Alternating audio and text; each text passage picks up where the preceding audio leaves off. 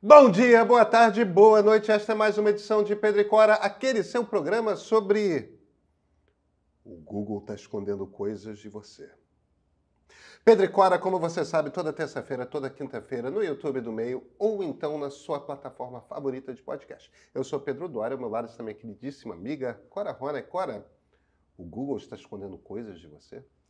O Dr. House sabia das coisas. O Dr. House sabia das coisas. Gregory House. Tem uma bengala aí? Vem com a gente.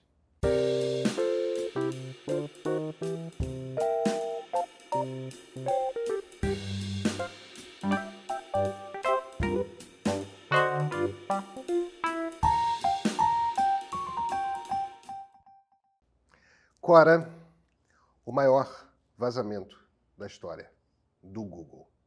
Isso não é pequeno. A parada é a seguinte, são 2.500 documentos que vazaram, puseram no GitHub, né, aquele grande repositório de... E não é que o algoritmo do Google tenha vazado, não foi isso. Mas são 2.500 documentos e lá no meio estão os repositórios com os dados que o Google coleta das páginas. A gente está falando aqui do algoritmo do site de busca, né, do sistema de busca do Google. Então, embora não dê para saber exatamente como que o Google dá uma nota para cada site, para cada página, porque todo site, toda página tem a sua nota. Quanto mais alta a sua nota, mais alto você fica nos resultados de busca. Quanto mais baixa a sua nota, mais baixo você fica nos resultados de busca, né? E é aquela coisa, se a sua página, quando alguém faz uma busca, não está na primeira página de resultados, você provavelmente jamais será clicado. Então, estar bem num resultado de busca do Google é a vida e a morte para uma página, para um site. É a definição de se você será alguém que recebe visitas ou você é alguém ignorado pelo resto da história. Então, todo mundo que tem site está o tempo todo querendo entender como que o Google funciona. E esse vazamento, o que ele traz pela primeira vez desde que o Google existe, vai fazer, sei lá, 25 anos, 26, 27 anos, desde que o Google existe, pela primeira vez, tem alguma pista de quais são, se não os pesos de cada coisa, quais são as coisas, as informações de uma página, de um site, que o Google armazena para decidir que nota aquele site ou aquela página vai ter. Claro, o pessoal de SEO, né, o pessoal de otimização de página para sistema de busca, está desesperado, montaram em cima e estão tentando descobrir o que dá para aprender com essas informações. Aliás, o Google confirmou que o vazamento é real. O que eles estão dizendo é o seguinte, não tomem, não tirem conclusões apressadamente a partir dessas informações. É aquela velha desculpa, estão tirando o que eu disse de contexto. Estão dizendo, é mais ou menos isso, cara, é mais ou menos isso. O resumo da ópera, né? O lance é o seguinte, o Google mente. Pois é, a gente estava conversando sobre isso aqui antes, e eu realmente, o que eu estranho nessa onda toda em relação a esse vazamento é a surpresa das pessoas em relação ao fato que o Google mente. Porque eu sempre soube que o Google mente, como eu sei que todas as empresas mentem, porque eu sou da escola do Dr. House, lembra? Claro que eu da lembro. série do Dr. Gregory House. Gregory House. Everybody lies. Todo mundo mente. E uma empresa mente. E uma empresa de busca vai mentir em relação ao quê? A forma como ela faz as buscas e como ela ordena essas buscas, porque isso é a essência do seu negócio. Você não está aqui achando que o Google chegou no ápice das ferramentas de busca e vai dar a sua fórmula secreta para todo mundo, a Coca-Cola, né? Não, Clara, você tem razão, mas o problema é que isso é uma coisa que causa choque. Do que a gente está falando aqui? Essa otimização para site de busca, quer dizer, você ajeitar as páginas do seu site para que elas apareçam melhor numa busca, isso está diretamente relacionado com você ter uma página mais eficiente ou não. Então, tem profissionais, aliás, profissionais às vezes muito bem pagos, Eu sei. que vivem de descobrir, fazer engenharia reversa, É. né? Ou seja, como você não sabe qual é a fórmula do algoritmo do Google, o que eles fazem é mexem na página de um jeito, mexem de outro, botam os títulos, botam mais entretítulos, botam mais imagens, menos imagens, botam legenda nas imagens, tiram legenda nas imagens, botam mais esse tipo de informação X ou tipo de informação Y no título. Todo tipo de experimentação com uma página possível na arquitetura daquela página é feita com esse objetivo, né? Ver. Aí passa um mês, o que teve mais clique de busca, o que teve menos? Opa, então qual é a diferença aqui? Aí você vai comparando. E tem um mercado de troca desse tipo de informação, né? Um está meio que vigiando como que o outro está montando página o tempo todo e testando. Então tem muitas teorias aí na praça a respeito de o que faz o que o Google busca mais e menos. E de vez em quando tem umas modas que todo mundo começa o Google quer páginas em que as pessoas fiquem muito tempo. O Google quer páginas que recebam muitos cliques. Se uma página recebe muito clique, então o Google dá uma nota mais alta para ela. O Google usa informações do Chrome. Então, se as pessoas navegam mais no seu site pelo Chrome, isso quer dizer que o Google vai... Essas três teses, a de que o Google leva em consideração a quantidade de tempo que uma pessoa fica numa página, a de que muitos cliques numa página aumentam a nota dessa página, e a de que o Google usa informações de navegação do Chrome, que é o browser do Google, né? Essas três informações são informações que, em momentos diferentes, gente de SEO se virou e falou, olha, funciona assim. E nos três casos, o Google disse de forma assim, peremptória, não usamos. Não vai por aí que está entrando numa canoa furada. É verdade esse bilhete. Não, o bilhete não era verdade, não. Agora, não era. E aí você vai ver as coisas as informações que o Google está puxando e tempo de estadia em página.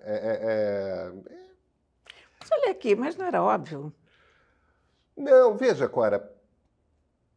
Os profissionais que diziam que isso era importante estão se sentindo vingadíssimos. Estão naquela assim, tipo, eu te disse, não te disse? Pois Eu te é. disse, não te disse? É um pouco por isso que eu não entendi o Huawei, porque você não vai acreditar numa empresa, né, como o Google, do tamanho do Google, que é um monopólio, a bem da verdade. Vai?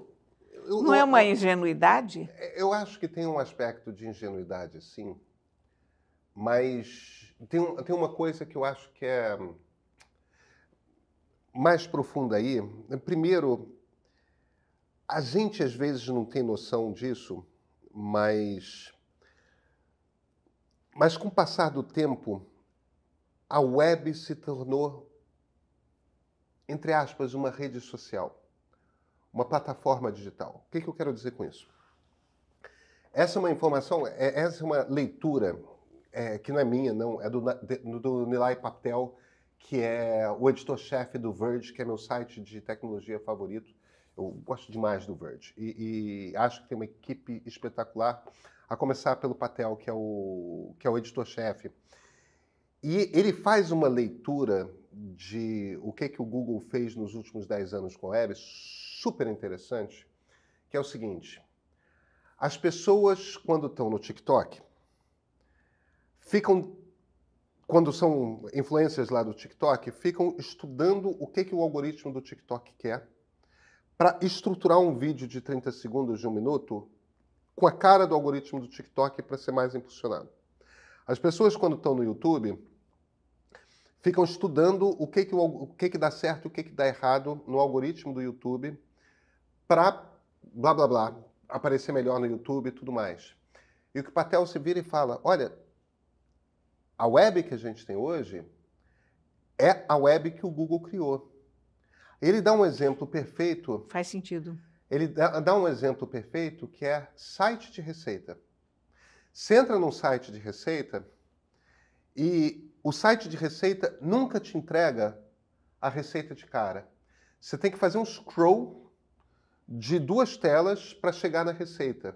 E aí você vê a lista dos ingredientes. Você dá mais outro scroll e você vem no modo de preparo.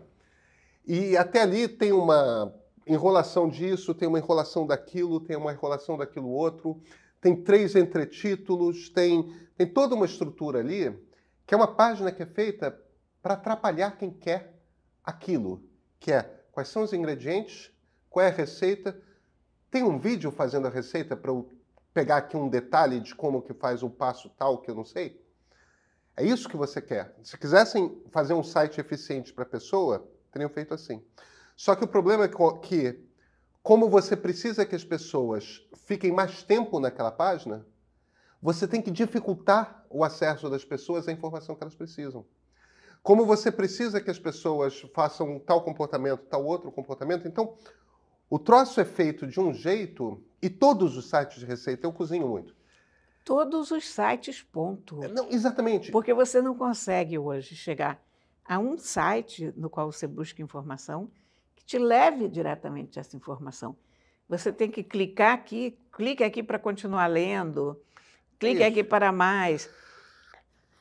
E é realmente de enlouquecer, exasperador. E o problema é o seguinte, um sistema de busca que deveria servir para resolver a sua vida acabou deformando a internet.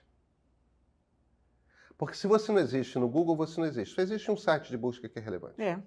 Mesmo DuckDuckGo, Bing, essas coisas assim, não adianta. Esse é um jogador, esse é um jogo que só tem um time. E o Google deformou a maneira como a web existe, porque a web hoje foi criada à imagem e semelhança do Google. O Google mexe no algoritmo, a web toda mexe nas suas páginas. É um troço exasperador. E chegou ao ponto em que o Google decide sobre a vida e morte de empresas inteiras.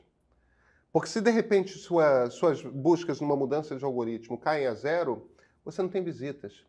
E o que paga para que aquelas informações sejam colocadas na internet são, em geral, as propagandas que as pessoas veiculam. E as propagandas que as pessoas veiculam só podem render algum tipo de dinheiro se vêm visitas através do Google. Então não adianta, você é escravo do algoritmo do Google. Então, o ponto que ele está fazendo aqui a respeito desse vazamento é o seguinte, o que acontece na web não é diferente do que acontece no Instagram, não é diferente do que acontece no YouTube, não é diferente do que acontece no... A web é mais uma plataforma, é uma plataforma com dono.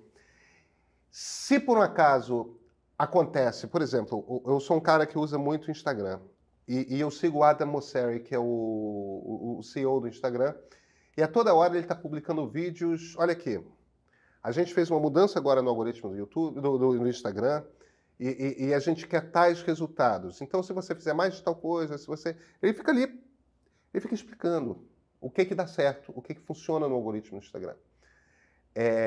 Aí as pessoas podem dizer, mas por quê? Você devia simplesmente se divertir e tudo mais. Não, mas para algumas pessoas, produzir conteúdo naquela plataforma é trabalho. E é importante que tenha aquele trabalho porque tem coisa com qualidade, que dá prazer de você usar o Instagram e tudo mais. Então, de certa forma, quando o Mosseri está fazendo esse serviço, ele está querendo também que as pessoas produzam coisas que fixem as pessoas na plataforma, que fixem as pessoas no Instagram. Se, de repente, acontece de você descobrir de a comunidade descobrir que o Mosseri está mentindo, está atrapalhando, isso é trabalho que você tem e é jogado fora.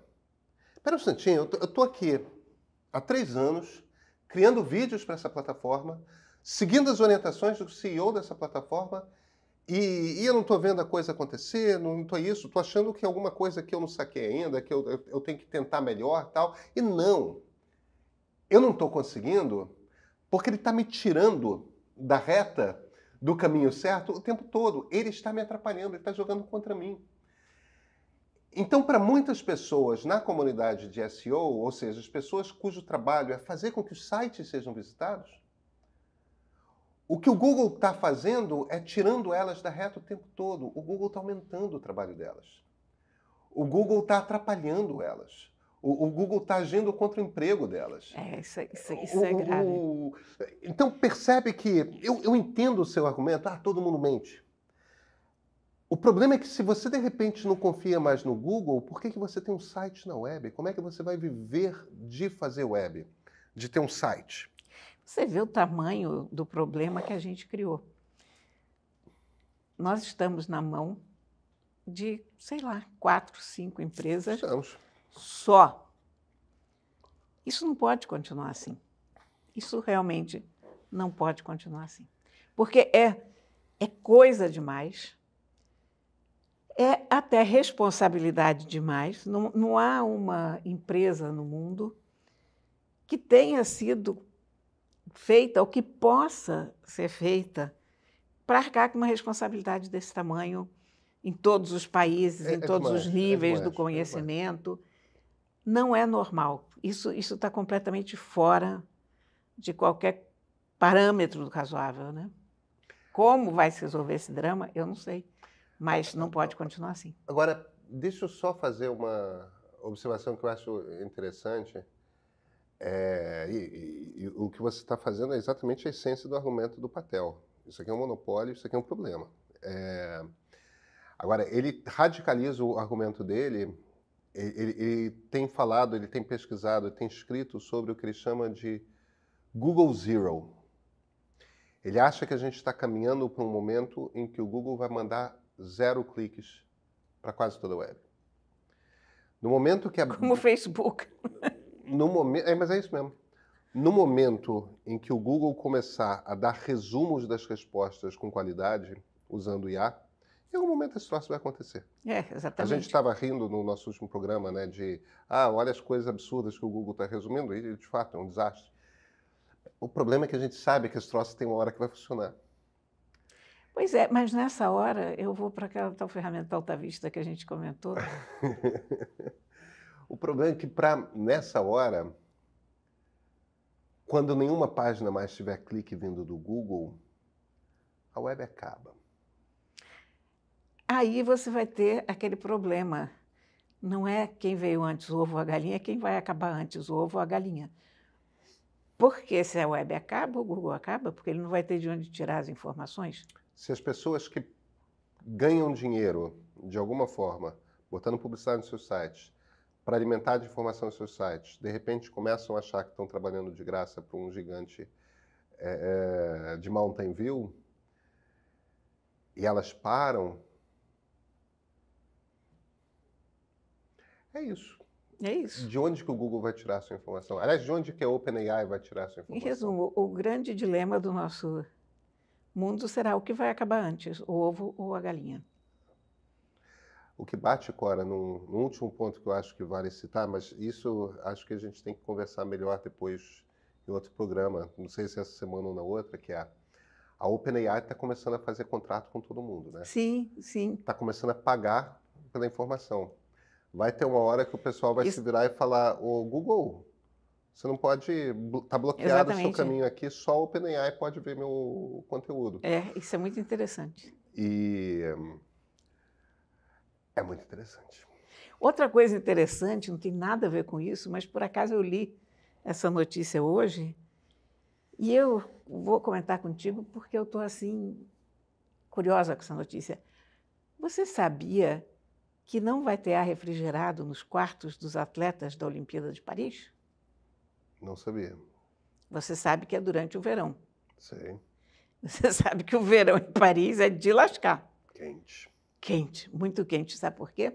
Porque eles querem fazer uma Olimpíada verde. Então, está tocando terror entre as várias delegações. como fazer para os atletas não morrerem de calor. E estão se criando tecnologias e desenvolvendo tecnologias que já vinham mais ou menos em andamento para baixar a temperatura corporal dos atletas enquanto estiverem lá. Hã? É assim que se desenvolve a tecnologia.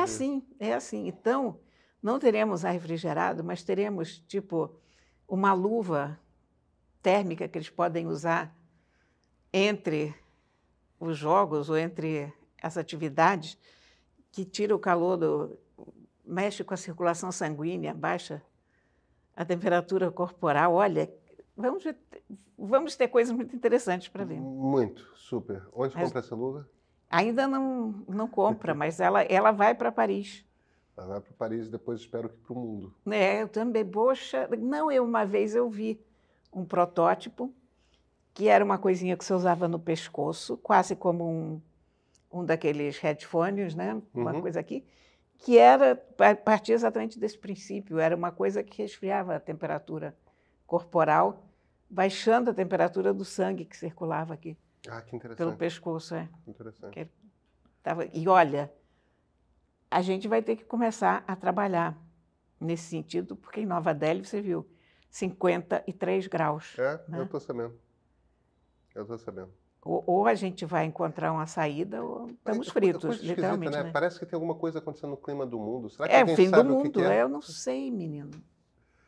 Agora, outra coisa que você precisa me explicar é o seguinte: esse livro aí, eu já vi antes. Você já viu? Não físico, eu vi no Kindle. Pois é.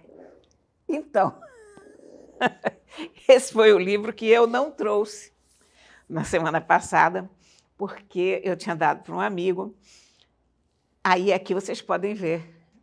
É um patacal. A largura do livro, né? O grosso do livro, tamanho que não me deixa mentir, é pesado, viu? Eu tenho uma história com esse livro, com a capa desse livro. Por isso eu tinha dado para um amigo, comprei um exemplar para mim. E eu vou contar uma história sobre esse livro e sobre a capa desse livro. Eu estou falando de O Pacto da Água, do Abraham Verghese, a edição da Companhia das Letras. Bom, esse livro, quem me mandou foi o Luiz Schwartz, o editor da Companhia das Letras. Eu recebo normalmente os lançamentos da editora. A gente, quando fala sobre livros, quando escreve sobre livros, a gente recebe livros das editoras. Mas o Luiz, frequentemente, quando tem um livro ou outro que ele acha que eu vou gostar, ele me conhece há anos, conhece o meu gosto, ele manda um bilhetinho, diz, dá uma olhada nisso aqui. Porque também, como todos os editores, ele sabe que a gente tem tanta coisa para ler que precisa chamar atenção, uma coisa ou outra. Chamou atenção para esse livro, ele tinha toda a razão, era a minha cara, eu adorei. Escrevi sobre o livro na minha coluna. Ele me mandou um e-mailzinho agradecendo a coluna, ficou muito feliz que eu gostei tanto do livro quanto ele. Eu aí respondi a ele dizendo que realmente é extraordinário o livro e elogiei a edição brasileira e elogiei particularmente a capa, porque eu achei essa capa mais bonita de todas as capas que eu vi. Eu adoro fazer isso, sabe? Quando sai um livro que é best-seller no mundo inteiro, eu gosto muito de ver as várias capas, porque eu gosto de ver como cada cultura interpreta o mesmo livro. É tão eloquente, sabe? Tão curioso você ver isso. A maior parte das edições desse livro seguiu a capa americana. É uma capa boa, mas não é nada demais. E essa nossa é espetacular. Aí o Luiz me mandou o seguinte e-mail. Deixa eu abrir ele aqui. Poxa, espera aí. Ele diz assim, uma curiosidade sobre a capa. A pintura é de um artista falecido, ítalo-mineiro, que em vida não conheceu sucesso algum. O nome dele é Amadeu Lorenzato e hoje seus quadros são vendidos por 150 a 250 mil dólares em todo o mundo. É mais um gênio total que não teve reconhecimento em vida. Eu nunca tinha ouvido falar nesse pintor. Um pintor mineiro, nascido exatamente em 1900. Veio para o Brasil com a família. Quando aconteceu a Primeira Guerra e a gripe espanhola, ele voltou para a Itália com a família. Era uma família muito humilde. Passou um tempo na Itália, encontrou com um artista holandês, mais ou menos da idade dele. Os dois fizeram um grande périplo pela Europa de bicicleta, indo a museus e conhecendo as cidades e os países. Depois, quando começa a Segunda Guerra, ele volta para o Brasil. Se não me engano, não sei se vai para São Paulo, mas vem aqui para o Rio e depois se estabelece em Belo Horizonte, que é onde a família dele tinha se estabelecido em primeiro lugar. E lá ele vai trabalhar na construção civil até 1956, quando ele sofre um acidente, machuca a perna, e aí ele deixa de trabalhar na construção civil, passa a se dedicar exclusivamente à pintura. Ele morreu em 1995, com 95 anos. Teve uma ou outra retrospectiva da obra dele, mas nada que fosse de grande impacto. Depois que ele morreu, essa obra começou a circular pelo mundo. Agora tem leilões na Sotheby's e nas grandes galerias do mundo. Ok. Eu fui jantar no sábado com meu amigo Marco Antônio Brandão, que você conhece, Sim. Que era o nosso embaixador no Vietnã, no Egito. E nós começamos a conversar sobre esse livro e o Marco Antônio me disse: menina, eu levei um susto quando eu vi a capa do livro. Eu disse: mas por quê? Ele disse: porque o Lorenzato frequentava muito a casa dos meus pais. E ele tem vários quadros do Lorenzato. Inclusive um retrato dele próprio. Ele se lembra do Lorenzato. Diz um velhinho, já bastante velhinho, e cabelos brancos, e muito desdentado, que o Marcos se lembra muito bem disso, daquele velhinho meio desdentado, que chegava frequentemente à casa deles com uma sacola cheia de quadros que ele fazia. E mostrava para os pais dele: vocês querem? Aí o pai dele comprava 2, 3 quadros. Era uma coisa que custava, sei lá, 100, 200, o equivalente a 100, 200 reais. Então ele tem uma pequena coleção particular de quadros que... Ele tem, não, e depois a família é grande. Esses quadros, depois da morte dos pais dele, se dispersaram e tal, entre os irmãos, e eles ficaram com alguns. Mas então você vê como esse mundo é pequeno, porque eu vi os quadros do Lorenzato, mas eu não tinha ligado o nome à pessoa, porque o Marco Antônio tem uma bela coleção, de verdade. Então você vê como... Aquela coisa, eu sempre me espanto com aquela teoria dos 6 graus de separação, porque esse pintor, de quem eu nunca tinha ouvido falar, mas que eu admirei muito, porque quando eu vi essa capa, eu digo: isso é lindo. Realmente muito bonito. E eu gosto muito dos quadros do Marco Antônio, mas eu também não tinha ligado. Você vê, está na casa de uma pessoa, tem vários quadros. Difícil você fazer um who's-who daquilo se você não é uma pessoa particularmente ligada em arte, como é o meu caso. Eu não sei reconhecer exatamente todos os pintores. E aí pronto, eu achei essa história muito curiosa. Muito boa a história mesmo. Agora eu vou prestar atenção em todos os quadros do Lorenzato. E olha aqui, e mais uma vez eu volto a recomendar esse livro. Por quê? Esse livro não me sai da cabeça, sabe? Eu terminei de ler esse livro tem umas 2 semanas? Umas 2 semanas, talvez. Mas você sabe que eu tenho lido muito livro de autoficção. A coisa que as pessoas mais têm feito é autoficção. E quando você abre um livro desses, é um contraponto tão grande para o que se lê do modo geral, porque há uma ambição aqui há uma determinação de criar um mundo completamente diferente, de te levar para uma época completamente diferente. E isso é fenomenal. A forma como você consegue mergulhar num livro desses é uma experiência completamente diferente. Então, a gente fala sobre leitura, mas a leitura, na verdade, há várias leituras, há várias experiências de leitura, né? Há uma leitura com a qual você se identifica, que está reproduzindo a tua vida, mais ou menos, que é basicamente o que acontece com a autoficção, porque as experiências humanas contemporâneas são mais ou menos parecidas, e se você está lendo gente da tua cidade, do teu país, então é mais parecido ainda, é um outro nível de leitura, outra experiência, digamos. E aí você tem, ou você tem uma ficção científica, como O Problema dos Três Corpos, por exemplo, que te leva numa outra direção, num sentido onde tudo pode ser real. Ou O Mar da Tranquilidade, lembra aquele belo romance que eu lembro de você falando. E aqui você vai para a Índia, para o sul da Índia, palmeiras, água, outro mundo. É uma literatura que te transporta, você viaja.